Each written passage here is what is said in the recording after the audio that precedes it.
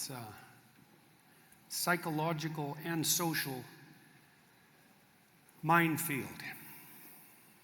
And at this conference, we'd be trying to weave our way through that minefield and to offer something approximating a solution that beckons and is productive and generous. I want to investigate, though, a little further. I want to investigate the essential feature of that war a little further. And while doing so, I want to weave together the themes of the conference. We're at odds with one another about identity. And in order to reduce the tension and bring about a new psychological integration and a proper social peace, we can't merely criticize the suggestions about what identity constitutes that have been brought forward. We have to offer an alternative.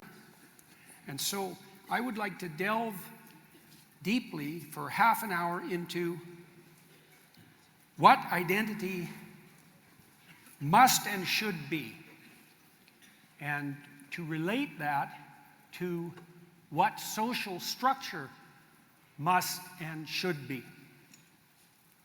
I opened the conference by pointing out, proposing that the two fundamental themes that we would address would be those of faith and responsibility. And I suggested that faith is the kind of courage that allows you to welcome the possibilities of the future with open arms. And I say possibility because the future is the manifestation of possibility into actuality. And the possibility of the future is what we contend with.